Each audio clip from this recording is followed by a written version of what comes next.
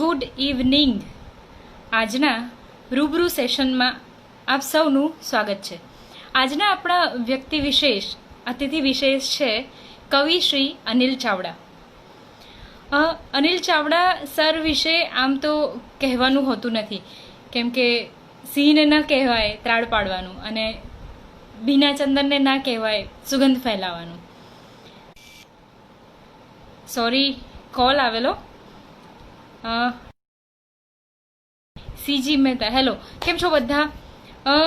હું કહેતી હતી કે જેમ સિંહને ન કહેવાય ત્રાડ પાડવાનું અને ભીના ચંદનને ન કહેવાય સુગંધ ફેલાવાનું, એવી રીતે આપણા આજના અતિથિ વિશેષ કવિ શ્રી અનિલ ચાવડાનું આમ તો કહેવું કે કોણ છે, શું છે, એ ખરેખર તો મારા બસની વાત નથી અને કહેવું જરૂર પણ નથી. ગુજરાત સમાચારની કોલમ હોય કે અંતરનેટની કવિતા કે પછી એમની ગઝલો હોય, એમના શેર હોય, એ બધું જ પૂરતું છે અને એટલું વિસ્તૃત છે અત્યારના જમાનામાં કે અત્યારે સોશિયલ મીડિયા પર પણ કે એમની સુવાસ ચોતરફ ફેલાયેલી છે. હવે કવિ શ્રી અનિલ ચાવડા આપણી સાથે જોડાય એ પહેલાં આપણે બધા ફ્રેન્ડ્સને પણ એક હાઈ કરી લઈએ, હેલો કરી લઈએ. જોશી ભક્તિ અને જુગલ સર કેમ છો? લાસ્ટ વર્ડ હર્ષવર્ધન, હા, એ બધા કેમ છો? હર્ષવર્ધન જાની, ઓહો. અલ્પેશ બારોટ કેમ છો? હાય. એસજી મહેતા, બેન ધ્વનિ, હાય ધ્વનિબેન. સિમરન ભાભી કેમ છો? કવિ આપણી સાથે જોડાશે એ પહેલાં એક સરસ એમની અમુક પંક્તિઓ, મને ઘણી બધી પંક્તિઓ મને એમની ગમે છે, તો એમાંથી અમુક પંક્તિ હતી કે હું દર વખત થયો છું લોહી લુહાણ એવો, હું દર વખત થયો છું લોહી લુહાણ એવો, તું દર વખત મળે છે કંઈક ધારદાર લઈને, આવ્યા અમે ફરીથી એવી સવાર લઈને. આ સવાર લઈને એમનો એક સંગ્રહ છે અને એના માટે એમને ઘણા બધા અવોર્ડ્સ પણ મળ્યા છે. દિલ્હી સાહિત્ય એકેડેમીમાંથી યુવા પુરસ્કાર, પછી શહીદા એવોર્ડ, પછી એમને રાવજી પટેલ એવોર્ડ, ઘણા બધા અવોર્ડ્સ એમના યશ કલગીમાં છે. અને બીજું પત્રકારત્વમાં એમણે ડિપ્લોમા કરેલું છે. કવિ એટલું સંપૂર્ણ, સરળ અને સાદું જીવન જીવે છે કે તમે એમને મળો ને એકવાર તો તમને એવું લાગે કે ખરેખર આજે એક સારા વ્યક્તિને મળ્યાનો આનંદ છે. એ ખૂબ મજાના માણસ પણ છે અને એટલા ડાઉન ટુ અર્થ, અને કદાચ એટલે જ એમની આ કળા, એમની ખ્યાતિ દિવસે દિવસે ઉત્તરોત્તર વધતી જાય છે. અને કવિ શ્રી અનિલ ચાવડાની અમુક પંક્તિઓ છે કે જેમનું મારું લેવલ તો શિખર કરતાંય ઊંચું છે, પણ રહે તું મધ્યમાં જ્યાં ટોચ નહીં અને તળિયા પણ નહીં. એટલે એમની આ પંક્તિઓ હતી કે જે મને કદાચ વર્ડ ટુ વર્ડ યાદ નથી, પણ હા, બસ આ જ પંક્તિઓ હતી. અને પછી હજી બીજી એક હતી કે જ્યાં જવું છે ત્યાંનો રસ્તો મારા પગલાં શોધી લેશે, જ્યાં જવું છે ત્યાંનો રસ્તો મારા પગલાં શોધી લેશે, મારી આગળ તે જે મૂક્યો છે એ રસ્તો ઉઠાવ તારો. એટલે કવિની પંક્તિઓમાં, કવિના શબ્દોની મહેકમાં તમને ખુમારી પણ જોવા મળશે, સાહસ પણ જોવા મળશે, મૃદુતા પણ જોવા મળશે, સરળતા પણ જોવા મળશે. એટલે બધા જ ભાવ તમને એક પેકેટમાં મળી જશે. તો આ પંક્તિઓને કદાચ તમે મારા કરતાં વધારે વાંચી હશે, જાણતા હશો. સાવજ ધ લાયન, અરે હા, તમે અનિલ ચાવડાના ફેન છો, તમે મેસેજ આપવા આપ્યો તો મને યાદ છે, હું કહેવાની હતી, તમે પધાર્યા એના માટે થેન્ક યુ સો મચ. આપણે વાત કરીએ અનિલભાઈ સાથે. અનિલભાઈ થોડીક જ વારમાં આપણી સાથે જોઈન કરતા હશે. હા, અધીરો છે ઈશ્વર તને બધું આપવાને, અને તું ચમચી લઈને ઊભો છે દરિયો માટે. એ મેં મારા ફેસબુક, ઇન્સ્ટાગ્રામ પર પણ મૂકી હતી. અને બીજી જે આજે મેં પંક્તિ જે સૌથી ફેમસ છે અત્યાર સુધીમાં, ઘણાની ડાયરીમાં ઓટોગ્રાફ સાથે પણ છપાઈ છે, એ છે કે શ્વાસને મેં ઇસ્ત્રી કરી સાચવી રાખ્યા હતા, શ્વાસને ઇસ્ત્રી કરી મેં સાચવી રાખ્યા હતા, ક્યાંક અણધાર્યા પ્રસંગે જવાનું થાય તો. રાકેશભાઈ પ્રણામ, કેમ છો ma'am? Big fan, please shout out Jenil. Oh hi Jenil, empty coffee, why you wrote empty coffin? હા, મને પ્લીઝ ડીએમ મી કે આવું કેમ રાખ્યું છે. વિમલ રાજ સિંહ, શું કહો છો એ સમજમાં ના આવે. કવિરાજ, કવિરાજ આપણી સાથે જોઈન કરે છે. અને હા, આંખો ઉપર, ચશ્મા ઉપર, દ્રશ્યો ઉપર ઘણું બધું. એ લાંબી લાંબી ગઝલ છે, એ મને વર્ડ ટુ વર્ડ યાદ નથી. અને સર આવ્યા, હા, આપણે એમને આપણી સાથે લઈએ અને એમની પાસે પણ આ પંક્તિઓ વિશે આપણે વાત કરીશું. અને એમના વેલકમ અનિલભાઈ, મેં તમને રિક્વેસ્ટ મોકલી છે, આપ અમને જોઈન કરો. We are waiting for Anil Chavda. અને એ પહેલા તમને એક વસ્તુ બતાવું કે 2006 ની આ એક બુક છે મારી પાસે એમની. અને એની અંદર તમને છે ને એમનો એક ફોટો જોવા મળશે, કદાચ ક્લિયરલી વિઝિબલ થાય તો. Very young photograph this is. તમે જોઈ શકો છો ક્લિયરલી? દેખાય છે તણખા ઉપર ઘણું બધું. હાજી, અનિલભાઈ પાસે જ આપણે આ બોલાવીશું ને, એનું પઠન કરાવીશું, અથવા એમને કંઠસ્થ હશે તો એ આપણને આપણી સામે પ્રસ્તુત કરશે. પાર્થ પટેલ. પાર્થભાઈ, કેમ છો? આ બુક જોઈ તમે? આ એક બુક છે માસૂમ હવાના મિશ્રા, 2006 માં થયેલી. એટલે આ જે શ્વાસને મેં ઇસ્ત્રી કરીને રાખ્યા છે ને, એ 2006 માં લખેલી છે. And he is arrived. નમસ્તે સર. કેમ છો બેન? મજામાં છો? એકદમ મજામાં સર, તમે કેમ છો? મારો અવાજ આવે છે? અવાજ પણ આવે છે, તમે દેખાવ છો, પણ થોડી લાઇટ વાળી જગ્યાએ જતા રહો ને, તમારા પુસ્તક ભંડાર પર વધારે નજર જતી રહે છે તમારા કરતા. હા, લાઇટ વાળી જગ્યા.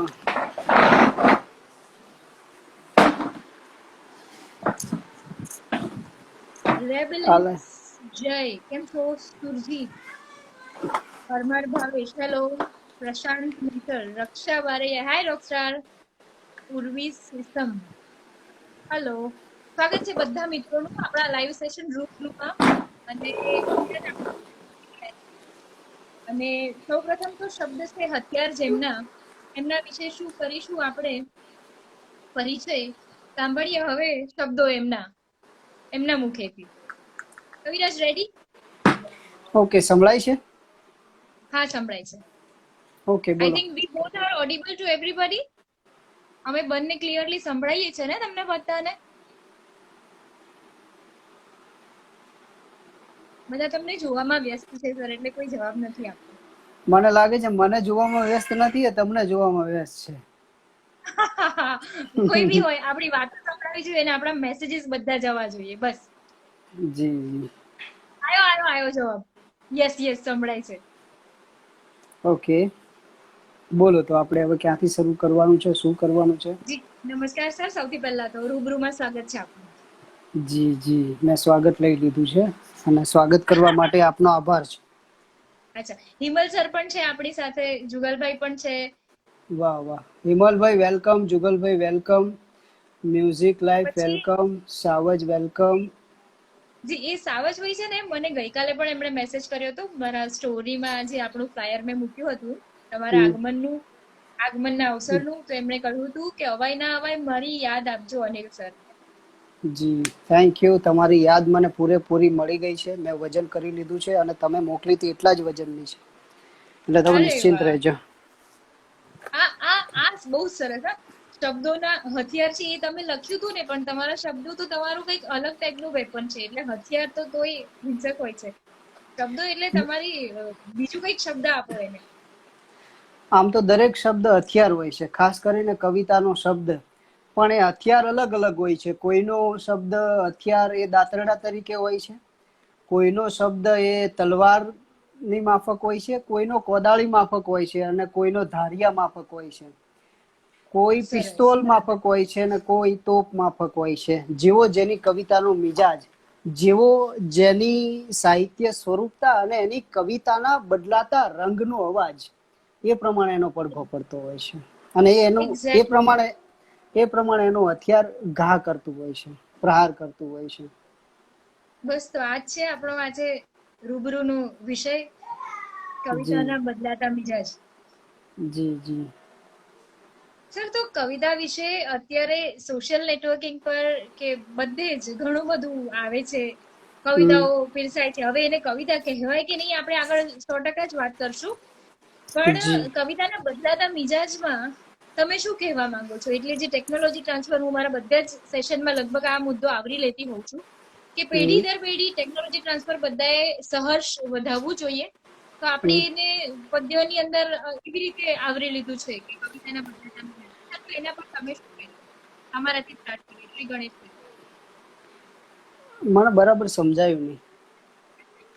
કવિતાના બદલાતા મિજાજ, એના માટે તમે શું કહેશો? કવિતાના બદલાતા મિજાજ વિશે આપણો જે મેઇન વિષય છે એના વિશે તમે વાત કરવા માંગો છો. જી જી, બસ બસ. ઓકે, હવે બદલાતા મિજાજ છે, સ્વભાવ બદલાતો છે, કવિતાનું બદલાતું વહેણ છે.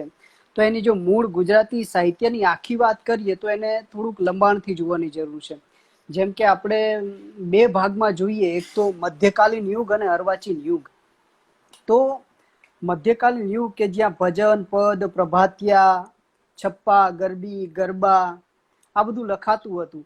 અને એવા કાળમાં જ્યારે દયારામનો કાળ અસ્ત થતો હતો અને દલપતરામ જેવા કવિ પગરણ માંડતા હતા, તો એવું કહેવાય છે કે દલપતરામની બાપાની પીપર નામની પહેલી અર્વાચીન કવિતા લખાઈ. તો આ કવિતાથી ગુજરાતી સાહિત્યના કવિતાનો રંગ, કવિતાનો મિજાજ બદલાયો, વહેણ ફંટાયું. તમે સાંભળી હશે, ઊંટ કહે આ સભામાં વાંકા અંગવાળો, ભૂંડા ભૂતળામાં પશુઓ અને પક્ષીઓ અપાર છે. કે પછી પેલું સાંભેલું વગાડે તો હું જાણું કે તું સાણો છે. કે આવી ઘણી બધી કવિતાઓ જેમાં એક સંદેશ પણ રહેતો અને એક સુધારાનો આશય પણ રહેતો. તો એ અર્વાચીન યુગ ગણાયો અને સુધારાનો યુગ ગણાયો. એ પછી પંડિત યુગ આવ્યો કે જેમાં પંડિતો થયા, સાક્ષરો થયા. ગોવર્ધન રામ, જેમને ગદ્યમાં પુષ્કળ કામ કર્યું, પણ એમની સાથે સાથે બીજા અન્ય ઘણા બધા કવિઓ આવ્યા, જે પંડિત નવલરામ છે, ભોળાભાઈ દિવેટિયા છે. તો એમને પદ્યમાં સારું એવું ખેડાણ કર્યું. જે પદ્ય ભાંખોડિયા ભરતું હતું અર્વાચીનમાં, એ સહેજ સહેજ ડગ માંડતું થયું, આગળ વધતું થયું. પંડિત યુગ, સુધારક યુગ, અને એ પછી આવ્યું ગાંધી યુગ. ગાંધી યુગમાં તમે જુઓ, ઉમાશંકર, નાનાલાલ, ઉમાશંકર સુંદરમ થી લઈને ઘણા બધા કવિઓ આવ્યા. તો આ કવિઓએ ઘણું બધું પ્રદાન કર્યું. ઉમાશંકર સુંદરમ થી ભાગ્યે જ કોઈ અજાણ હશે આપણે ત્યાં. તો એ જ ગાળામાં કૃષ્ણલાલ શ્રીધરાણી છે કે ઝવેરચંદ મેઘાણી છે. તો આવા સેંકડો કવિઓ આયા જેમને કવિતાના મિજાજને, કવિતાના રંગને એક જુદી દિશા આપી. એટલે ત્યાંથી પાછો કવિતાનો મિજાજ બદલાયો, કવિતાનો રંગ જુદી દિશામાં ફંટાયો, એનું વેણ બદલાયું, વેણ ફંટાયું. તો આ યુગમાં જીવાયા તો એમાં ગાંધી યુગનો સીધો પડઘો હતો, એટલે એને ગાંધી યુગ કહેવાય, પંડિત યુગ પછીના યુગને. કારણ કે એમાં ગાંધીજીનો, આઝાદીનો સીધો પ્રભાવ હતો. ઝવેરચંદ મેઘાણીએ તો પુષ્કળ ગીતો લખ્યા, છેલ્લો કટોરો ઝેરનો આ પી જજો બાપુ. એટલે એ પ્રભાવમાં જનનીની એ જોડ સખી, એ બોટાદ કરે લખ્યું. પોઢંતા પોઢંતા પીધો કસુંબી રંગ. કસુંબીનો રંગ, જે શૌર્યના ગીતો આવ્યા, શૌર્યના ગીતો આવ્યા. તો એ યુગનો પ્રભાવ હતો. કોઈ પણ કવિતા જ્યારે રંગ બદલે છે, રૂપ બદલે છે, જ્યારે પોતાના મિજાજની વાત કરે છે, તો એ જે તે સ્વભાવની, જે તે યુગમાં ચાલતા સમયની સીધી વાત કરતો હોય છે. તો એ પંડિત યુગ પછી ગાંધી યુગ આવ્યો. ગાંધી યુગ પછી અનુગાંધી યુગ આવ્યો. જે ગાંધી યુગ પૂરો થયો અને ગાંધીજીના પ્રભાવમાં જે પુષ્કળ સાહિત્ય લખાયું હતું, એની પછીનો યુગ આવ્યો. તો એમાં તમે જુઓ, અનુગાંધી યુગમાં પણ એટલા સારા સાહિત્યકારો આવ્યા અને એમને પણ એટલું જ સારું પ્રદાન કર્યું. અનુગાંધી યુગ અને પછી આવ્યો આધુનિક યુગ, જેને એબ્સર્ડ યુગ તરીકે પણ ઓળખાયો, કે જેમાં સુરેશ જોશીએ એક અલગ જ આખો ચીલો ચાતર્યો. અને એબ્સર્ડ યુગ આરંભ થયો તો એમાં લાભશંકર ઠાકરે અને સિતાંશુ યુગ, આ બે મોટા યુગ ગણાયા. અને એની પહેલા જે ગાંધી યુગ અને આધુનિક યુગ પહેલાનો યુગ છે, વચ્ચેનો યુગ, તો એમાં રાજેન્દ્ર શાહ અને નિરંજન ભગત જેવા બે પ્રખર કવિઓ મળ્યા. ચલમન મુંબઈ નગરી જોવા પુચ્છ વિનાની નગરી, આ પ્રકારના કાવ્યો. કે ઈંધણા વીણવા ગઈ તી મોરી સૈયર, રાજેન્દ્ર શાહ. કે ભાઈ રે આપણા દુઃખનું કેટલું જોર, રાજેન્દ્ર શાહ. તો આ આખો સમય છે. આજે કોકે લખ્યું પણ છે 1940 પછી નો અનુગાંધી યુગ. તો એ આખો સમય છે. એ સમય પછી આધુનિક યુગ, સુરેશ જોશી આવ્યા, પછી સિતાંશુ યશસ્ચંદ્ર, જેમણે સરરિયલિઝમના પ્રયોગો કર્યા. એટલે કોઈ પણ કવિતાનો મિજાજ, રંગ ત્યારે બદલાય છે કે જ્યારે એનું મૂળ સત્વ હોય એનાથી કંઈક જુદું આવે. કંઈક અલગ આવે. એ અલગ થશે ત્યારે જ એનું મૂલ્ય ગણાશે. કારણ કે નહીતર મહાભારતમાં બધું કહેવાઈ જ ગયું છે. આપણે કઈ કહેવાની જરૂર. હા, રમેશ આપણે પારેખ માટે પણ આવ્યું છે કે રપા જો આધુનિક યુગ આવ્યો પછી અનુઆધુનિક યુગ આવ્યો, એટલે રપાનો સમાવેશ અનુઆધુનિક યુગમાં કદાચ હું કરી શકું. જેમ કે અનુઆધુનિક યુગ આવ્યો તો એમાં એવું કહેવાય કે આદિલ મંસૂરી એ ગુજરાતી ગઝલનો વણાક ગણાય છે. આવું ઘણા બધા કહે છે અને નોંધનીય પણ છે. આપણને પછી જ્યારે પ્રણય સૌથી પહેલું યાદ આવી જાય મનમાં. હા, નગરની રેતમાં રમતું નગર, નદીની રેતમાં રમતું નગર મળે ન મળે. તો આદિલની સાથે બીજા ચીનુ મોદી છે, મનહર મોદી છે, મનોજ ખંડેરિયા છે, રાજેન્દ્ર શુક્લ છે, રાવજી પટેલ છે, ચંદ્રકાંત શેઠ છે, રમેશ પારેખ છે, અનિલ જોશી છે, માધવ રામાનુજ છે, વિનોદ જોશી છે, ખલીલ ધનતેજવી છે, જલન માત્રી છે. એટલે બહોળા પ્રમાણમાં ફાલ મળે આખો તમને જો આ યુગમાં. મણિલાલ દેસાઈ પણ છે, રાવજી જેવો યુવા વયે અવસાન પામેલો. એને ગદ્ય કાવ્ય પેરેગ્રાફમાં જ લખેલા સીધા, એટલે તમને વાંચો તો એવું લાગે કે કોઈક વાર્તાનો પેરેગ્રાફ લાગે છે. એવા પ્રયોગો પણ એમને પુષ્કળ કરેલા. તો આખો પ્રયોગશીલ યુગ હતો. અને પછી ના સાંપ્રત સમય ગણી શકાય કે જેમાં આપણે સંજુ વાળા છે, હર્ષ બ્રહ્મભટ્ટ છે, મિસ્કિન છે, તુષાર શુક્લ છે, હર્ષદ ત્રિવેદી છે, જયદેવ શુક્લ છે, ભગવતી કુમાર શર્મા, મેહુલે લખ્યું, મુકુલ ચોકસી છે, રઘુવીર ચૌધરી આધુનિકમાં આવશે, રઈસ મણિયાર છે. તો આ બધા સાંપ્રત સમયના ગણાય. અને અનિલ ચાવડા, અમારા એક કવિનું નામ તો તમે ભૂલી ગયા, અનિલ ચાવડા. એ પ્રી સાંપ્રત ગણાય, સાંપ્રત પછીના. કારણ કે રઈસ મણિયાર, મુકુલ ચોકસી, નયન દેસાઈ કે આ બધા છે, એમની એ મારી કરતા ઘણા વિદ્વાન છે, એમને પુષ્કળ કામ કરી ચૂક્યા છે અને હું કરી રહ્યો છું. એટલે એક માણસ જેને ગાડું તૈયાર કરી ચૂક્યા છે, એ ગાડું લઈને આગળ નીકળી ગયેલા છે. હું હજી મારું ગાડું બનાવી રહ્યો છું. એટલે મારું ગાડું બનશે ત્યારે હું પણ મારા બળદ જોતરીશ અને પછી લોકો કહેશે કે આ માણસ આ રસ્તે ચાલ્યો હતો. એટલે જે ગાડું જતું રહે છે એના ચીલા વિશે કહી શકાય, ચાલી રહેલા ગાડા વિશે કહેવાનો એટલો મતલબ નથી. તો આ આખા કવિતાના બદલાતા રંગની, રૂપની અને એના મિજાજની વાત છે. તો હાલ પૂરતા જે ઉપર છેલ્લી આપણે વાત કરીએ, બહુ ટૂંકમાં 2-5 મિનિટમાં જે કીધું, એ બદલાતા જે રૂપ રંગ છે આટલા કહી શકાય ટૂંકમાં. તો હમણાં તમે વાત કરી એમ કે ઘણા એ કવિતાને એટલે પદ્યને એ સ્વરૂપમાં પણ સર્વ કર્યું છે કે પેરેગ્રાફ્સ લખ્યા હોય, સેન્ટેન્સીસ ટાઈપ હોય, તો એ રૂપમાં પણ એ પૂજ્ય છે, સર્વત્ર ગમે જ છે, બધાને એક્સેપ્ટેડ જ છે. તો હવે ખરેખર પદ્ય એટલે શું એ જણાવો સર. એના કોઈ પેરામીટર જો કવિતાની કોઈ ચોક્કસ એવી વ્યાખ્યા કરવી ખૂબ મુશ્કેલ છે. બીજું એ કે પ્લેટો એવું કીધું છે કે કવિઓ જે મહાન સત્યો પ્રગટ કરે છે ઘણા બધા, તો એ સત્યો એવા હોય છે કે ક્યારેક કવિ પોતે પણ એ સત્યને સમજતો નથી હોતો, પણ એ એક ઉર્મિના તણાવમાં, એક ચૈતસિક શક્તિની ટોચ ઉપર પહોંચ્યા પછી જે એને જડ્યું હોય, એ શબ્દ રૂપે પરોવીને બહાર આવતું હોય છે, ત્યારે એ પોતે પણ એનાથી અજાણ હોય છે ને ક્યાં ક્યાં અસર કરતું હોય છે એને પોતાને પણ ખબર નથી હોતી. એટલે કવિતાને વ્યાખ્યાબદ્ધ કરવી એ બહુ અઘરું છે. કોઈક અંગ્રેજ કવિએ કીધું કે તમારા મગજની એકાદી ચાકી ઢીલી ન હોય ત્યાં સુધી તમે કવિતા ન કરી શકો. અને હું તો ત્યાં સુધી કહું છું કે તમારા મગજનું સ્ક્રૂ ઢીલો ના હોય ત્યાં સુધી તમે કવિતાને સારી રીતે પામી પણ ન શકો. અને બીજું કવિતા કરવી હોય તો તમારા હૃદયમાં એક બાળકને સતત જીવતું રાખવું પડે. એટલે અને કવિઓ વિશે બીજું એવું કહી શકે કે કવિઓ બે પ્રકારના હોય. એક કે જે તાલીમ લઈને બને છે, જેનો આપણે આદર કરવો જોઈએ, અને બીજા એ કે જે કુદરતી હોય છે, જેને આપણે ભરપૂર ચાહીએ છીએ. એટલે આ બહુ સૂક્ષ્મ ભેદ છે, પણ હવે જેમ ગદ્ય કીધું ને પેરેગ્રાફની રીતે પણ કવિતા લખાય. ગદ્ય એટલે ગદ્ય એવું કહી શકાય કે ગદ્ય એ પહેલા શબ્દો છે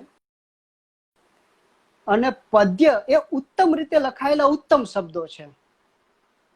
તો ગદ્ય અને ખૂબ સરસ, ખૂબ સરસ. ગદ્ય અને પદ્ય ગદ્ય એ ઉત્તમ રીતે લખાયેલા શબ્દો છે અને પદ્ય એ ઉત્તમ રીતે લખાયેલા ઉત્તમ શબ્દો છે.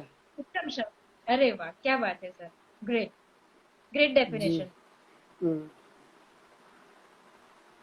હવે આપણી સાથે ઘણા બધા મિત્રો છે, મારા સવાલો પણ ઘણા છે, પણ એ બધા મિત્રોને એકવાર તમારા મુખેથી કોઈ એક કાવ્યની 2-3 પંક્તિઓ સાંભળવી છે, તો આપ કરી શકો સર હમણાં, કે આપણે પછી લઈશું?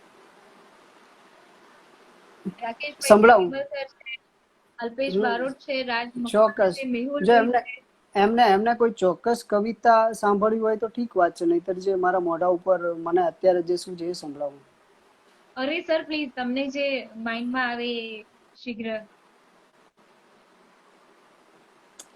કહ્યું તું કે જશો નહીં, લીલોતરી નામે એકે પાંદડું સહેજે ખખડવાનું નથી.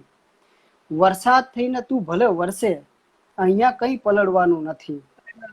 ને હું ભીત પર માછું પથાડું, હું ભીત પર માથું પછાડું, રોવું કૂટું શું કરું, હું એક એવું સત્ય છું જે કોઈ દી સાચું જ પડવાનું નથી. ક્યા બાત, ક્યા બાત. જેને લખ્યું એને સારું કહેવાય કે કારણ ઘણી જૂની કવિતા એમણે યાદ દેવડાવી દીધી. મને પોતાને પણ યાદ કરવામાં મુશ્કેલ. જી, થેન્ક યુ અલ્પેશભાઈ. જસ્ટિફાઈ કર્યું, બહુ સરસ વ્યક્ત કર્યું.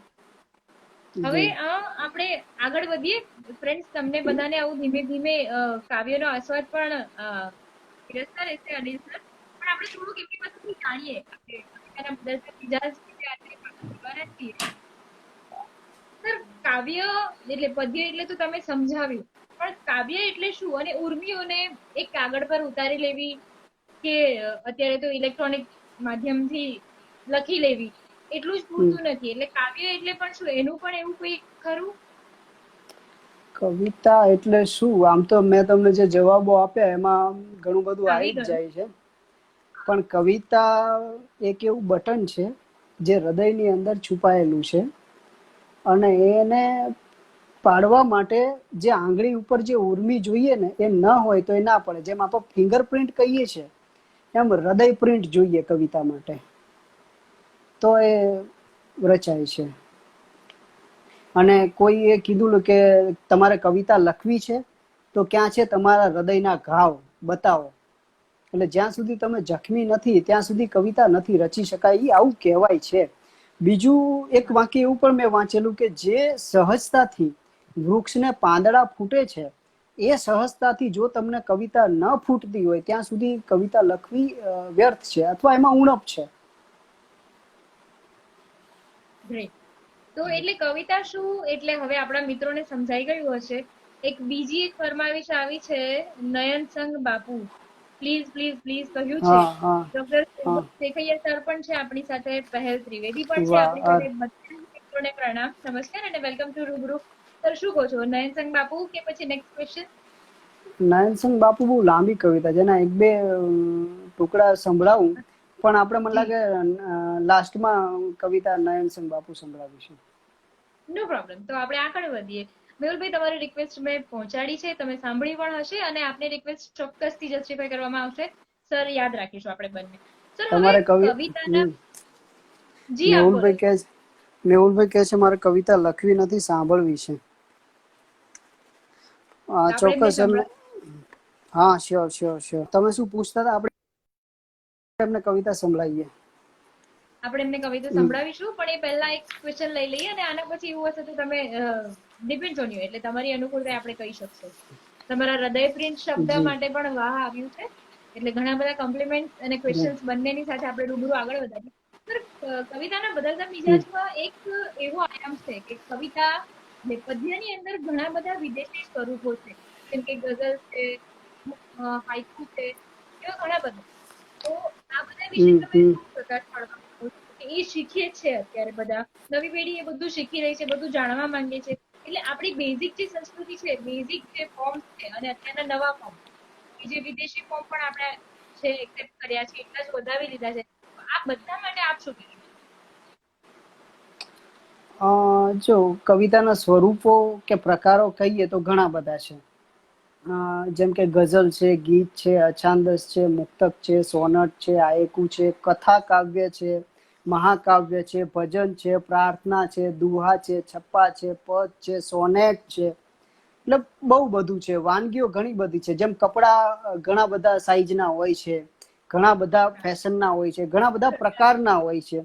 એક કવિતા એ એક ડિક્શન છે, એક માળખું છે, એક સાઈઝ, સ્વરૂપ આ બધા સ્વરૂપો છે, એક માળખાઓ છે. તમે કયા માળખાને વધારે પસંદ કરો? જેમ કે મને જે કપડા થાય છે એ મારા શરીરના બાંધાને લઈને બનાવવામાં આવ્યા છે, અથવા તો મારી એ સાઈઝ છે એ પ્રમાણે મને થાય છે. તો કોઈ પણ વિચાર છે, કવિતાનો કોઈ પણ વિચાર છે, તો એ એના વિચાર એના સાઈઝને આપોઆપ માફક આવે એવો છંદ પકડી લેતો હોય છે, એનું માળખું પકડી લેતું હોય છે. ઘણા વિચાર જે અછાંદસમાં જ વ્યક્ત થઈ શકતા હોય છે, એના છંદની બેડીઓ એને બાંધવા જાઓ તો એ કવિતાનું નૃત્ય એટલું સારી રીતે નથી થઈ શકતું. એટલે અમુક વિચારની આડે છંદ એ બેડી રૂપ બને છે. એ કવિતાનું એટલું કલામય પગરણ કાગળ ઉપર નથી થઈ શકતું. તો એ અછાંદસ એ પણ એક માળખું છે, જેમાં એક છુપો લય હોય છે. બીજું ગઝલ છે તો એની માટે તમારે માત્રામેળ છંદનો ઉપયોગ કરવો પડે છે. સોનેટ છે તો એમાં તમારે અક્ષરમેળ છંદનો ઉપયોગ કરવો પડે છે. ગીત છે તો એમાં તમારે લયમેળ છંદનો ઉપયોગ કરવો પડે છે. હાયકુ છે તો એમાં અક્ષરમેળનો, અક્ષરની ગણતરી પ્રમાણે તમારે એ છંદનો ઉપયોગ કરવો પડતો હોય છે. એટલે દરેક કવિતા એક માળા જેવી છે. એ માળા ગૂંથવા માટે તમારે છંદના મણકા ગોઠવવા પડે છે. અને અછાંદસ એ આંગણામાં છૂટા વેરાયેલા મોતી જેવી કવિતા છે, કે એ કોઈ ચોક્કસ મણકામાં નથી પરોવાયેલા મોતી, પણ આંગણામાં છૂટા છૂટા પડ્યા છે એટલે એ શોભારૂપ બને છે. અછાંદસનું એવું છે. અને અછાંદસ લખવા વિશે જો કંઈ કહેવું હોય મારે, તો હું એવું કહું કે અછાંદસ લખવી હોય તો છંદ શીખીને લખવી વધારે બેટર છે, વધારે સારું છે. હા, ચોક્કસ. જેમ કે તમે સાયકલ શીખો છો, તમારે છૂટા હાથે સાયકલ ચલાવવી છે, પણ એની માટે તમારે શીખવી તો પડશે ને. જ્યારે તમે સાયકલ શીખી જશો પછી આપોઆપ તમે છૂટા હાથે ચલાવી શકશો. અને અછાંદસ એ સાવ છૂટું છે, કોઈ બંધન નથી એમાં. તમે જો છંદનું બંધન નથી એટલે તમે વધારે છૂટા થઈ જાવ છો. પેલું હરાયું ઢોર ખેતરમાં જેમ ચારે બાજુ દોડવા માંડે, વર્ષો સુધી ખીલે બંધાયેલું હોય ને અચાનક છૂટે, પછી એમ થાય કે હું બાજરો બી ખાઈ લઉં, ઘઉં બી ખાઈ લઉં ને કપાસ બી ખાઈ લઉં ને જેટલું પણ સારું ઘાસ મળે બધું ખાઈ લઉં. એટલે અછાંદસ એવું સ્વરૂપ છે કે જેમાં તમને વિચારોની વધારે પડતી મોકળાશ મળે છે, એટલે તમે ચારે બાજુ દોડવા માંડો છો. આ વિચારમાંથી પેલા વિચારમાં ક્યારે જતા રહો તમને ખબર પણ નથી રહેતી. એટલે એમાં જ્યારે તમે છંદની કીડી ઉપર વ્યવસ્થિત ચાલ્યા હશો તો વધારે સારી રીતે લખી શકશો. સાયકલ તમને આવડતી હશે તો આપોઆપ તમે છૂટા હાથે સાયકલ સારી રીતે ચલાવી શકશો. બરાબર છે. તો સર, ફરી હવે આ ક્વેશ્ચનના આન્સર પછી આપણે પ્રોમિસ કર્યું હતું એમ આગળ કે તમારી કોઈ પંક્તિઓ તમે સંભળાવશો, તો કન્ટિન્યુ કરીએ ઓર તમે સંભળાવશો? હા, ચોક્કસ. કવિતા સંભળાવું તમને. જિંદગીની કંઈક કપરી ભીંસમાંથી નીકળી છે. જિંદગીની કંઈક કપરી ભીંસમાંથી નીકળી છે. મારી ગઝલો નહીં પડેલી ચીસમાંથી નીકળી છે. જિંદગીની કંઈક કપરી ભીંસમાંથી નીકળી છે. મારી ગઝલો નહીં પડેલી ચીસમાંથી નીકળી છે. ને મારી સાથે સાથે એને ઘર સુધી નહીં આવવા દઉં. મારી સાથે સાથે એને ઘર સુધી નહીં આવવા દઉં. એક ઉદાસી જે અહીં ઓફિસમાંથી નીકળી છે. અરે વાહ, ક્યા બાત હે, ક્યા બાત હે. અત્યારે કદાચ બધાની જ ઓફિસમાં આ હાલત થતી હશે. જી. એટલે તમે આના પહેલા કહ્યું હતું ને કે કાવ્ય એટલે કે સાહિત્ય, અહીંયા હું સાહિત્ય લઈ લઈશ કારણ કે ગદ્ય પદ્ય બંનેમાં આ અનુરૂપ છે કે એમાં યુગ પ્રમાણેના પ્રભાવ પડે છે. તો તમે તો અત્યારે પ્રૂવ કરી દીધું કે યુગ પ્રમાણેના પ્રભાવ હોય એ પ્રમાણે વિચાર હોય, ને વિચાર હોય એ પ્રમાણે વ્યક્ત થતું હોય. એટલે સરસ. એ મોટા ભાગે આપોઆપ જ થતું હોય છે. 5,000 પહેલા જે પબ્લિક હતી એનો સ્વભાવ હતો ને આજનો સ્વભાવ હતો, એ વખતે જે ગેજેટ હતા ને આજે હતા એ અલગ છે. એટલે સ્વાભાવિક છે કે સ્વભાવ અલગ હોય ને સ્વભાવ અલગ હોય એટલે સ્વભાવનો પડઘો અલગ પડતો હોય, એટલે એનું નિરૂપણ આપોઆપ કવિતામાં જુદી રીતે છલકાય. અચ્છા, તો હવે કવિરાજે એમની પંક્તિઓ સંભળાવી દીધી. હવે આગલા પ્રશ્ન તરફ વધીએ કે સર, જે પદ્ય છે એટલે એ શીખવું કે ગોડ ગિફ્ટ હોય છે? કારણ કે મેં ઘણી વાર એવું સાંભળ્યું છે કે ઓનલી બેબીઝ આર બોર્ન, એટલે એજ્યુકેશન તમને કશું બી શીખવાડી શકે છે અને કશું પણ કરવા માટે એજ્યુકેશન અને અનુભવ એ બે ભાઈઓની સખત જરૂર પડે છે. તો આના માટે તમારું શું કહેવું છે? આમ તો આનો જવાબ પણ મેં જો કે થોડી વાર પહેલા આપી દીધો એવું મને લાગે છે. હમણાં મેં કીધું હતું કે 2 પ્રકારના કવિ હોય છે, એક જે તાલીમ લઈને બને છે અને બીજા કે જે કુદરતી હોય છે. જે તાલીમ લઈને બને છે એનો આપણે આદર કરીએ છીએ અને જે કુદરતી હોય છે એને આપણે ચાહીએ છીએ. એટલે જે તમે કીધું એનો જવાબ કદાચ આ પંક્તિમાં આવી જાય છે. હા, અને આ પંક્તિ રિપીટ પણ થઈ, બરાબર છે. પણ તોય સર ઘણી વાર એવું હોય છે કે યોગ્ય તાલીમ મળે ને તો સરસ, એટલે થઈ પણ શકે છે. તો એમાં તમે બિલીવ કરો છો? કારણ કે આમાં કેવું છે કે જે તમારી જિંદગીમાં વીત્યું છે અને એ ભાવના રૂપે પ્રગટ થાય છે, તો એક રિયલ પિક્ચર સામે આવે છે અને રિયલ બધાને જ ગમતું નથી. હા, ચોક્કસ. જ્યારે જેમ પેલું બનાવવામાં આવેલું હોય છે ને, એમાં એક તમારામાં આર્ટિફિશિયલ આવી જાય. તમારામાં સત્વ હોય, એ સત્વને વહેવા માટે જો યોગ્ય વહેણ ન મળે તો એ ચારે બાજુ વિખેરાઈ જાય. જેમ જેને ખેતરમાં કામ કર્યું એને વધારે સારી રીતે ખબર હશે કે પાણી પીવડાવવાનું હોય ખેતરમાં છોડને તો ચોક્કસ ધોરિયા બનાવવા પડે જેથી યોગ્ય છોડ સુધી પહોંચે. હવે જો એ પાણીને પેલો ચોક્કસ ધોરિયો ના બનાવ્યો હોય તો એ આખા ખેતરમાં જ્યાં ત્યાં પાણી ફેલાઈ જાય અને એનાથી અમુક છોડને પોષણ મળે અને અમુકને ન મળે. તો કવિતામાં જ્યારે યોગ્ય રીતે સમજણના ધોરિયા કરવામાં આવે તો આપે આપ એનામાં રહેલું સત્વ કવિતા રૂપે ઉગી નીકળે. નહીતર પછી એ જે ધોરિયામાંથી એના વિચારો રૂપી જે પાણી નીકળ્યું છે એ જ્યાં ત્યાં ચારે બાજુ ફેલાઈ જાય અને એમાંથી અમુક જ ઉગે ને અમુક ના ઉગે. પણ જે પેલી બરાબર. કોઈનું યોગ્ય દોરવણી મળી હોય, જેમ સારો ખેડૂત હોય તો એ જમીનમાંથી સારો પાક લઈ શકે, એમ જે સારો ગાઈડ હોય તો યોગ્ય સત્વશીલ કવિને યોગ્ય દિશા આપીને એની પાસેથી સારો ફાલ કવિતાનો ઉતરાવી શકે. બરાબર છે, ગ્રેટ. હવે અમુક પંક્તિઓ હતી તમારી કે હજી તો દુશ્મનોની આખે આખી ટોળી બાકી છે, છતાં ચિંતા નથી. રિવોલ્વરમાં એક ગોળી, એટલે મને વર્ડ ટુ વર્ડ યાદ નથી, એક ગોળી બાકી છે એવી પિસ્તોલમાં રીતે. હા, તમે શબ્દ ખોટો ચૂઝ કર્યો પણ ભાવ એ જ હતો. પિસ્તોલ કે એ જ હતો, રિવોલ્વર હાજી બંને એક હાજી. જ છે. તો એટલે એ કેવું હોય, હમણાં જ આપણે વાત કરી એમ કે જે લાઈફમાં બની ગયું હોય, જેવું આપણે ઉનડગટ ફેમિલી હતું, એમનો સબ્જેક્ટ હતો કે જેવું જીવન એવું લેખન. એટલે એમનું એવું કેવું હતું કે લેખક હોય કે કવિ હોય, એમના લાઈફ પરથી પ્રેરણા લઈને લખતા હોય. તો તમે લગભગ બધા જ ભાવ લખ્યા છે, પણ આની અંદર આ દુશ્મન વાળું, તમે જેટલા સરળ વ્યક્તિ છો એ પ્રમાણે એવું થાય કે તમારા તો દુશ્મન બહુ હોય જ નહીં. તો આ પૂર્ણા કે એની પાછળની પ્રેરણા શું હતી? જેનું કોઈ દુશ્મન ના હોય એનો દુશ્મન એ પોતે હોય, આવું કદાચ મેં એક જગ્યાએ વાંચ્યું હતું.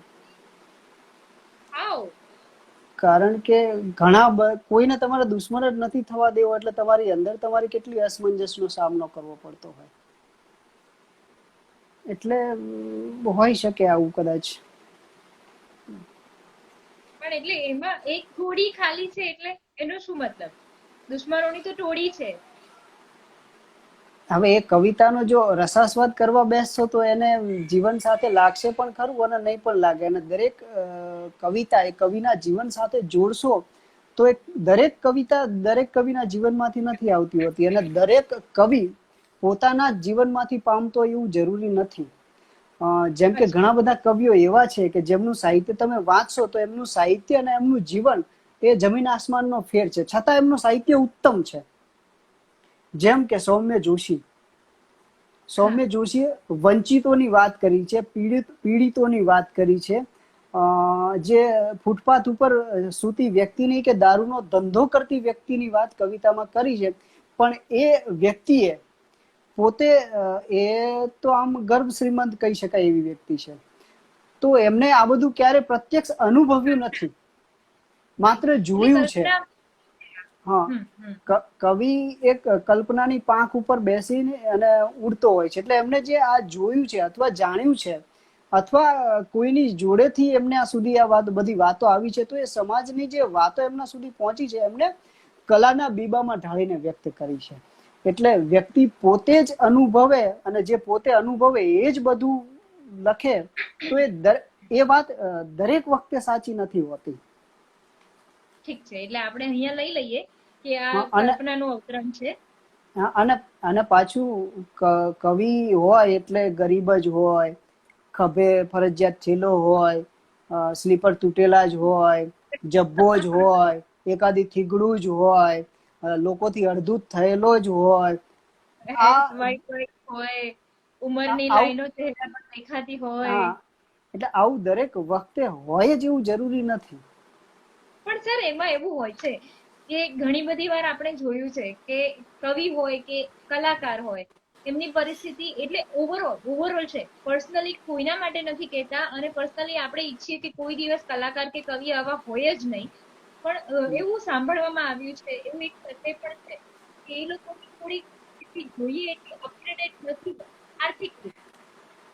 હા, હવે એનો સીધો દાખલો છે, એનો સીધો એક દાખલો છે, જેમ કે અમુક લોકો આતંકી પ્રવૃત્તિમાં જોડાયેલા છે અમુક કોમના, એના લીધે આખી મુસ્લિમ કોમને આતંકવાદી ગણવામાં આવે છે ઘણીવાર. કવિઓમાં પણ એવું છે કે અમુક લોકોની રીતભાતના લીધે આખી કવિઓની કોમને આતંકવાદી ગણવામાં આવે છે. ચીનુ મોદી કાયમ એક જોક્સ કહેતા કાર્યક્રમમાં કે હું એક જગ્યાએ ગયો હતો અને મને એમ કીધું કે તમે કોણ છો? મેં કીધું કવિ છું. પછી મેં સામે પૂછ્યું તમે કોણ છો? એટલે કે હું તો બહેરો છું. આન્સર આપ્યા પછી એવો જવાબ મળ્યો. હા, એટલે કવિઓ ઘણી બધી રીતે આ રીતે બદનામ છે. અચ્છા, એટલે એવું જરૂરી નથી કે બધે એવું હોય છે. એનીવે આપણે આગળ વધીએ.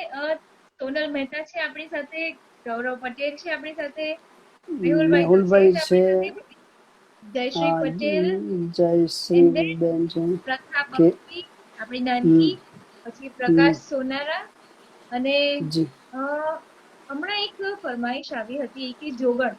સોનલ મહેતા સેડ કે I am big fan of all poems. તમારા ફેન્સ અહીંયા છે હાજર, તો એ લોકોને મજા જ આવતી હશે. I wish flower thank you mister perfect. અરે વાહ. તો સર આ જોગણ શું છે? એની અમુક પંક્તિઓ સંભળાવશો? ચોક્કસ. જોગણ એ કવિતા, જેમ આપણે હમણાં સ્વરૂપોની વાત થઈ, ગીત, ગઝલ, અછાંદસ, મુક્તક, સોનેટ, હાઇકુ, ભજન, પદ, તો એ જે અત્યારે કવિતાની વાત કરો છો એનું સ્વરૂપ ગીત છે. આપણે સ્વરૂપોની વાત કરી તો ગીતના સ્વરૂપ વિશેનું ગીત આ સંભળાવું તમને કે ચોપાસે પીડાની સણસણતી વીંઝાતી ગોફણ છે, ગોફણ છે, ગોફણ છે. જેમ આપણે સ્વરૂપોની વાત થઈ ત્યાં ગીત છે, પછી ટેકનિકની પણ વાત થઈ છે.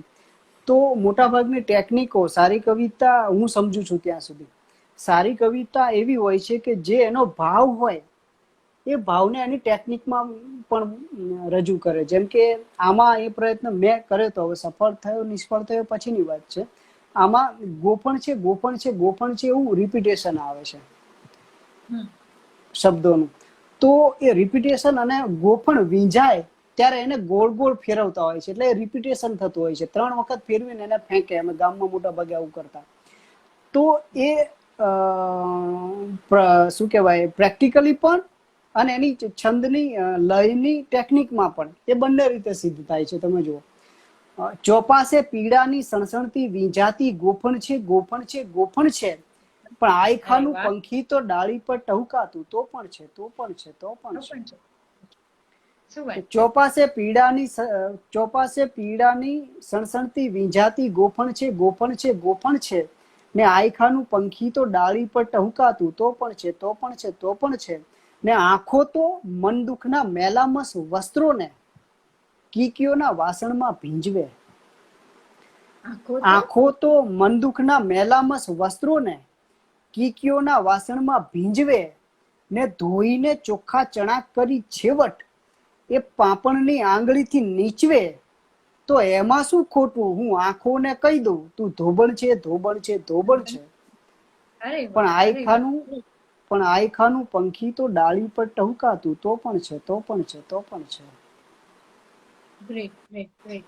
આ રિપીટેશન વર્ડ જે આવે છે ને એ આનું આનું એટલે એનું ટેકનિકલ નામ શું છે સર? હું ભૂલી ગઈ. શેનું? પ્રતીક. એટલે જે ભાવ હોય, જેમ કે અનિલ જોશીની એક કવિતા છે, સમી સાંજનો ઢોલ ઢબુકતો જાન ઉઘલતી માલે, દીકરીની વિદાયની, બહુ જાણીતી કવિતા છે. તો એની ટેકનિક પણ જુઓ, એમાં શબ્દોની પસંદગી જુઓ, સમી સાંજનો ઢોલ ઢબુકતો. તો ઢોલ ઢબુકતો તમે 7 વખત બોલશો, ઢોલ ઢબુકતો, ઢોલ ઢબુકતો, ઢોલ ઢબુકતો, ઢોલ ઢબુકતો, તો ઓટોમેટિક તમને ઢોલ ઢબુકતો એ શબ્દોમાંથી જ રિધમ ઉત્પન્ન થવા માંડશે. તમે જોજો. તો એ આપોઆપ શબ્દો પણ એ રિધમ ઊભી કરે છે અને વાતાવરણ પણ એ જ છે, ઢોલ ઢબુકવાનું, દીકરીની વિદાયનું. તો એ જે ટેકનિકલી છે, છંદની રીતે છે અને ભાવની રીતે છે, બેયનું સાયુજ્ય સારી રીતે જોડાય તો એ સારી કવિતા બને એવું મને લાગે છે. સરસ. એટલે નવા ઉગતા લેખકો, કવિ જો કે જે પદ્ય લખવા ઈચ્છતા હોય એ લોકો માટે આ મેસેજ બહુ સરસ છે. એ ધ્યાનમાં રાખશું આપણે. હવે દીપ્તિ ત્રિવેદી આપણી સાથે જોડાયા છે. પ્રથા બક્ષી આપણી નાનકી છે અને એમણે કહ્યું છે કે નયન સંગ ભૂલ્યા વગર યાદ કરજો. હા, એ આવી છે અને આપણે શ્યોર યાદ કરશું. સર, હમણાં એક ક્વેશ્ચન આવ્યો હતો તમારા માટે કે દોસ્ત વિશે કંઈક કહો. દોસ્ત એટલે વિશે જિંદગીની એક સરસ શુરુઆત એટલે કે દોસ્ત, એના વિશે તમારા શબ્દોમાં, તમારા અવાજ. દોસ્ત વિશે આમ તો 2-3 ગઝલો મેં લખી છે, એમાંથી એક ગઝલની પંક્તિ યાદ આવે છે, એ કહું. જી, ઘણા દોસ્ત વિશે અનિલ ચાવડાના વિચારો, મંતવ્યો કાવ્યમાં. આપણા ઘણા મિત્રો એવા હોય કે આપણને અમુક જગ્યાએ ભરાવી દે, કોક જગ્યાએ બરાબર ના, સીધી ભાષામાં કહું તો હલવાડી દે ક્યાંક આપણને, અને પછી એની મજા લે કે જો કેવો ભરાયો. અને પછી ક્યારેક આપણે ખરેખર મુશ્કેલીમાં ફસાઈ જતા હોય, ભરાઈ જતા હોય, ત્યારે આ જ મિત્રો પાછા આપણી બાજુમાં આવીને ઉભા હોય. એટલે એક બાજુ આપણને મુશ્કેલી પણ આપતા હોય અને એક બાજુ મુશ્કેલીમાંથી બહાર પણ કાઢતા હોય. તો આવા મિત્રો માટેની એક ગઝલ કે ગમે ત્યાં ને ગમે ત્યારે ફસાવી દે, હજી થોડાક એવા મિત્ર છે. ગમે ત્યાં ને ગમે ત્યારે ફસાવી દે, હજી થોડાક એવા મિત્ર છે. ને ઉદાસી ફૂંક મારીને ઉડાવી દે, હજી થોડાક એવા મિત્ર છે. ને મને પૂછ્યા વગર લઈ જાય બાઈક મારી ને આખો દિવસે ફેરવે. મને પૂછ્યા વગર લઈ જાય બાઈક મારી ને આખો દિવસે ફેરવે, ને ખૂટે પેટ્રોલ ત્યારે માંડ ચાવી દે, હજી થોડાક એવા મિત્ર છે. મને પૂછ્યા વગર લઈ જાય બાઈક મારીને આખો દિવસે ફેરવે, ખૂટે પેટ્રોલ ત્યારે માંડ ચાવી દે, હજી થોડાક એવા મિત્ર છે. અને કદી મહેમાન થઈ મારા ઘરે આવે પછી હું એમને મૂકવા જઉં, અને કદી મહેમાન થઈ મારા ઘરે આવે પછી હું એમને મૂકવા જઉં, અને મને ખુદને જે બસમાં ચડાવી દે, હજી થોડાક એવા મિત્ર છે. અરે વાહ, અરે વાહ, અરે વાહ, ક્યાં વાત છે. મિત્રો નામે એક આખી થઈ જાય તમારી સાથે એવું લાગે. કરે હેરાન હરપળ એટલું કે આંખમાં આંસુ જ આવી જાય, કરે હેરાન હરપળ એટલું કે આંખમાં આંસુ જ આવી જાય, પણ રડું તો આંસુને ઝાકળ બનાવી દે, હજી થોડાક એવા મિત્ર છે. કે ગમે ત્યાં ને ગમે ત્યારે ફસાવી દે, હજી થોડાક એવા મિત્ર છે. ને ઉદાસી ફૂંક મારીને ઉડાવી દે, હજી થોડાક એવા મિત્ર છે. જી. પછી બીજું એક છે ને, મિત્રો સંચા જેવા, ના કે હું સંચા જેવા, એવું કંઈક છે ને હમણાં આવ્યું હતું. હા, સામે ઉભા ખંભા જેવા, એ એક શેર છે ગઝલનો. સામે ઉભા ખંભા જેવા ઈશ્વર છે પણ શંકા જેવા, ને હું દફતરની પેન્સિલ જેવો, હું દફતરની પેન્સિલ જેવો, ને મિત્રો સઘળા સંચા જેવા. ફરીથી એકવાર આ પણ મારા ગમતા માંથી છે. તમે ફરીવાર કહેશો પ્લીઝ? હું દફતરની પેન્સિલ જેવો, મિત્રો સઘળા સંચા જેવા. ચોલ ચોલ જ કરે ટૂંકમાં. હા, ઘણા બધા એવા મિત્રો છે. હા, પણ છોલે ત્યારે જ અણી નીકળતી હોય છે, નહીંતર બુઠા રહી જઈએ પાછા આપણે. હા, એટલે મિત્રોનું ધાર કાઢવામાં પૂરેપૂરું યોગદાન. જી જી. જી સર, તો હવે તમારી પોએમ તો આપણે લઈશું, પણ એ પહેલા જે મોરારી બાપુએ તમારી બુકનું વિમોચન કર્યું હતું સવાર સાથે, જી, તો એના સવાર અમુક લઈને. યાદગાર સવાર લઈને, આઈ એમ રિયલી સોરી, સવાર લઈને જી જી અને એમનું જી. વિમોચન બાપુના હસ્તે થયું હતું. આમ તો કહેવાય છે કે હરી કૃપા સે મિલે હે સંતા, રામાયણમાં હમ છે જ આપણને. એટલે તમને તો હમ. સંતની કૃપા પણ મળી અને હરિની કૃપાથી એવો અવસર પણ મળ્યો કે જિંદગીના યાદગાર અવસરમાંથી એક બન્યો. તો એના કંઈક પ્રસંગ શેર કરવા માંગશો કે એનું કંઈક પણ? હા, પ્રસંગ તો બસ બની ગયો, આનાથી વિશેષ તો શું શેર કરું. મેં ક્યારે ઈચ્છ્યું નતું કે આટલું સારી રીતે થશે. બસ. બસ આમ તો આમાં ઘણું બધું આવી ગયું છે, કારણ કે હું એને કોઈ ઘટનાના દોરામાં ગૂંથવીશ ને તો જેમ એક અત્તરની શીશી હોય, એ શીશીને બીજી શીશીમાં નાખવા જાય ને તો આપોઆપ એમાંનું અમુક અત્તર ઉડી જાય. થોડુંક અસર થઈ જાય. બરાબર છે. હા, એટલે હું નથી ઈચ્છતો કે મારા હૃદયમાં આ ઘટનાનું જે અત્તર પડ્યું છે બીજી શીશીમાં રેડવા જતા ઉડી જાય. ઓહો. ઓકે ઓકે, બહુ ઉમદા વાત છે. પણ અરે બીજી પંક્તિ આવે છે, એકથી એક પંક્તિઓ આમ તો તમારી ચડિયાતી જ છે અને બધી જ બધાના હૃદયમાં છે જ. ઉગ્યો છું એવું જી. નથી, આથમી ચૂક્યો છું એવું પણ નથી. એ એ હા એ પંક્તિઓ થઈ જાય છે. હા, આથમી ચૂક્યો છું હું એવું નથી, ને ઉગ્યો છું એવું પણ નથી, એવું ને ટુકડે ટુકડે જીવું છું પણ તૂટી ચૂક્યો છું એવું પણ નથી. ક્યાં વાત. ને વાત એ પણ સાવ સાચી કે હું તારા પ્રેમમાં ડૂબી ગયો. વાત એ પણ સાવ સાચી કે હું તારા પ્રેમમાં ડૂબી ગયો, પણ ફક્ત તારા પ્રેમને લીધે જ હું ડૂબ્યો છું એવું પણ નથી.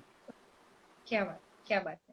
જી. આ પંક્તિઓની પાછળ પણ એક એટલે આપણા એક મિત્ર છે એમની એક સ્ટોરી પણ છે, પણ અત્યારે સ્ટોરી કહેવા બેસીશું તો સમય ખૂટશે. પણ એટલે જી જી. આવી ઘણી બધી પંક્તિઓ હશે તમારી કે જેના લીધે કોઈના જીવનમાં નવું અજવાળું આવ્યું હશે. તેવા બીજા કોઈ પ્રસંગ ખરા અહીંયા તમે શેર કરવા માંગશો? પ્રસંગો જો એવા ગોતવા જઈશું તો ઘણા નીકળશે, વિચારવા અચ્છા, બેસીશું તો. પણ કઈ તમે કામ કરીશું ને, જેમ એના માટે આપણે નવું સેશન રાખીશું.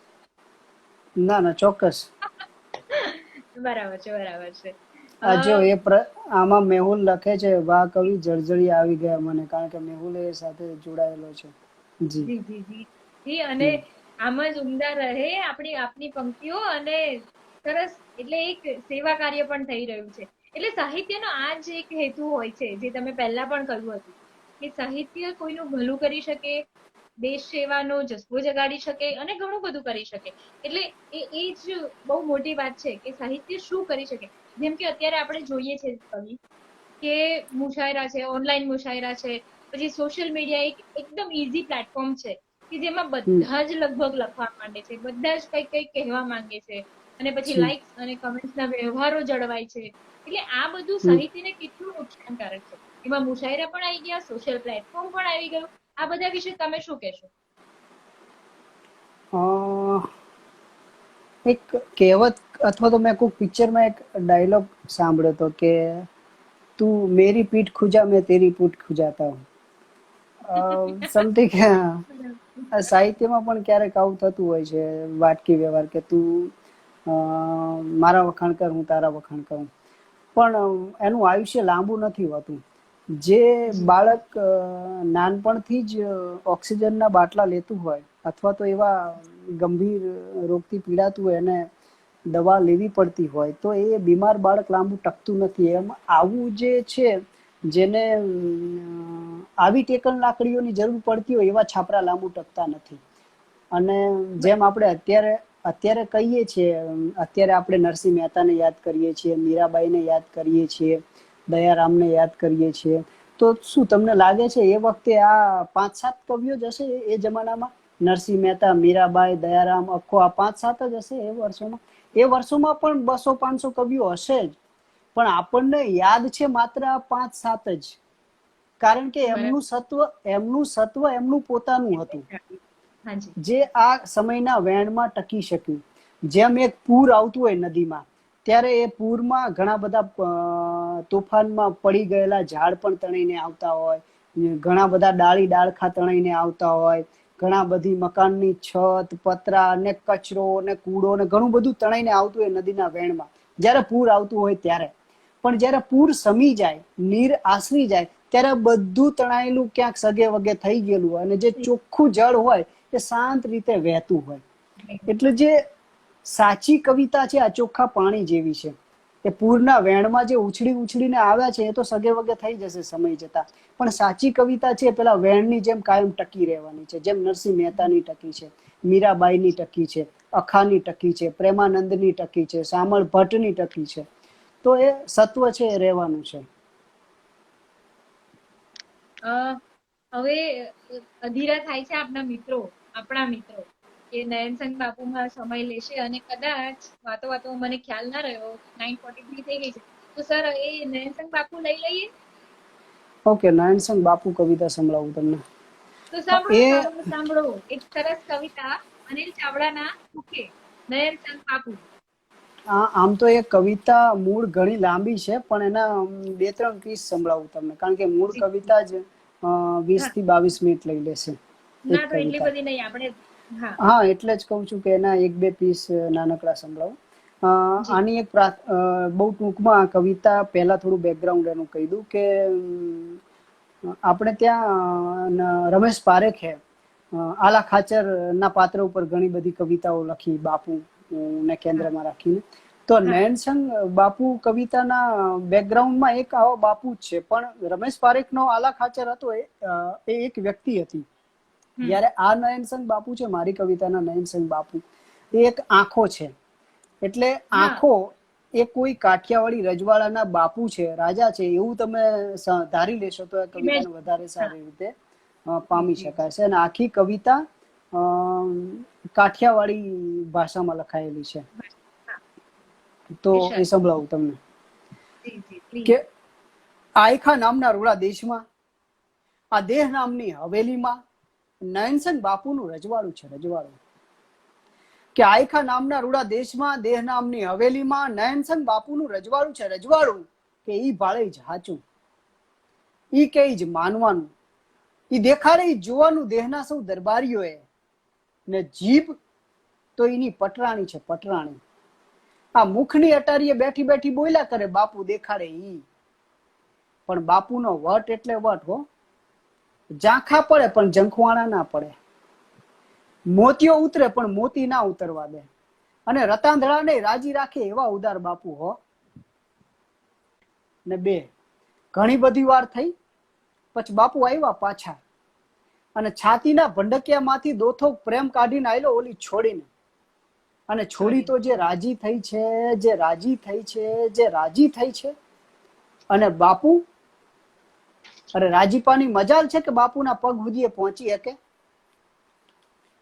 ને 3 બાપુ બોલ્યા, આ છાતીના ભંડકિયામાંથી દોથો પ્રેમ કાઢતો અલા રવલા. રવલો એટલે બાપુનો ચમચો, બાપુ હોય એટલે ચમચા હોય જ 1-2. કે બાપુ બોલ્યા, છાતીના ભંડકિયામાંથી દોથો પ્રેમ કાઢતો અલા રવલા. કે ઈ તો બાપુ તમે ક્યારું ના આલી દીધો છો ઓલી કોલેજની છોડીને. રવલો કચવાતા મને બોલ્યો, તો મારાણી હાટું નથ કઈ. રવલો હું બોલે, ઉભો રહ્યો ઈમને ઈમ નીચા મોઢે. તો હારું તાણે આલી દે આખું ભંડક્યું જ મહારાણીને, ખાલી તો ખાલી આખું તો ખરું.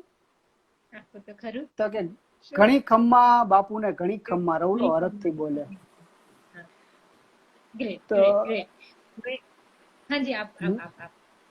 એક આગળ 2 પંક્તિઓ રહીએ સંભળાવું તમને કે મારી હાળી આંગળીયું ઉછળતા વાલદોલા પરસની ઓળખાણું ને પૈણે કૂતરે. કે મારી હાળી આંગળીયું ઉછળતા વાલદોલા પરસની ઓળખાણું ને પૈણે કૂતરા. મારું નથી માનતી, આપમેળે ઓળખવા માંડી સંબંધોને. આમ તો ઘણી લાંબી કવિતા છે, પણ અહીંયા આટલે રાખીએ. આની સાથે 2 લાઇન્સ પેલી કે મેં હાથ મિલાવ્યો હતો અને તમે આંગળીઓ ગણવા બેઠા, એ પ્લીઝ મારા માટે એ બહુ ગમે છે મને. એટલે એ કટાક્ષ રસ જે છે ને એનું તમારે સાંભળ્યું, બહુ મજા આવી.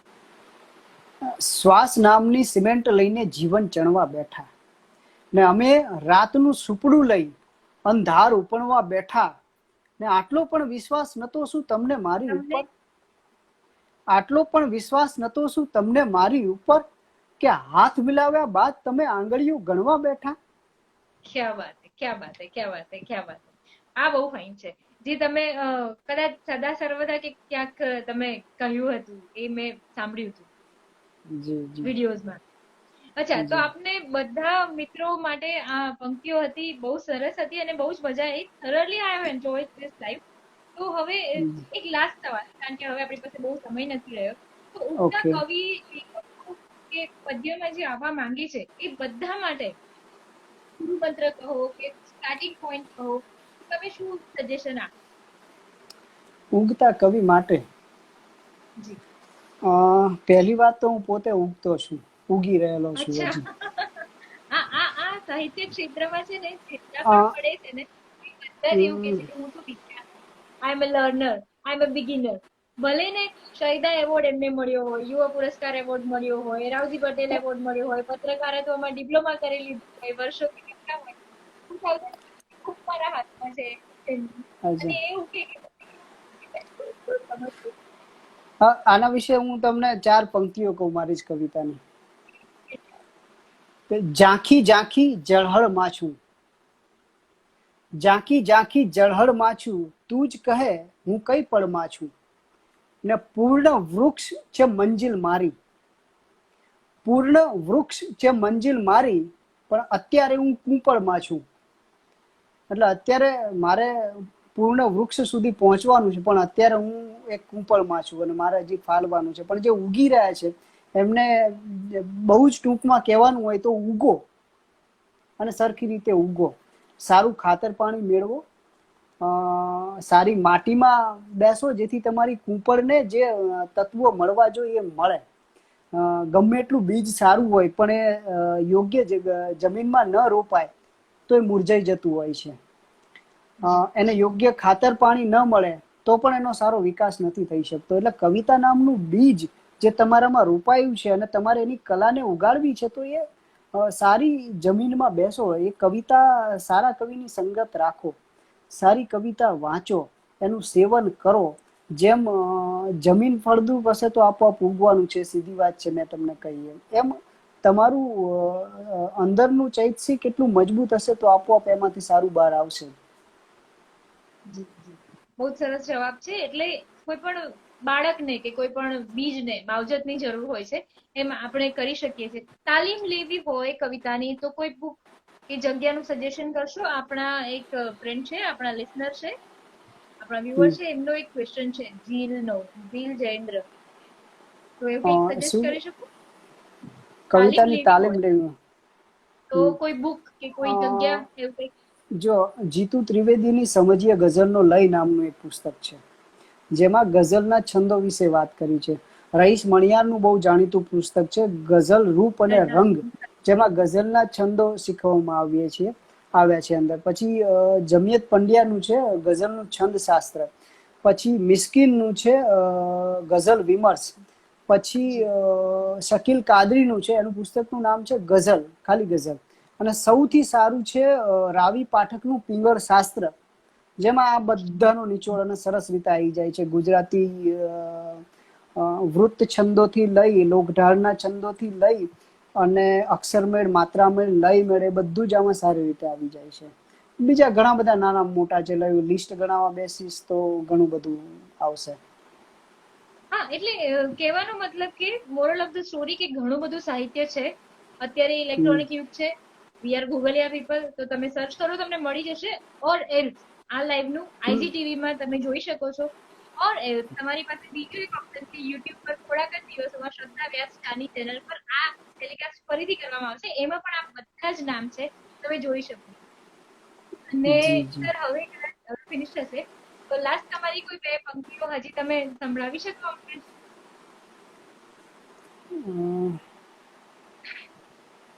કોઈ મને અત્યારે હવે આમ ઘણું યાદ આવે. તમારા કોથળામાં બહુ બધું હોય ત્યારે તમને એમ થાય કે હું શું બતાવું, પણ તમે કોઈ કહેશો તો હું એ ગઝલ સંભળાવી દઈશ. તમારી જો કોઈ કાયમી ફિલ્મ સોંપવાનું કામ કર્યું છે એવું હા કઈ એ હતી? બહુ જ, હા એ જૂની ગઝલ તમે યાદ કરીએ જ સંભળાવું. જી. કાયમી પીડા મને તે સાંખવાનું કામ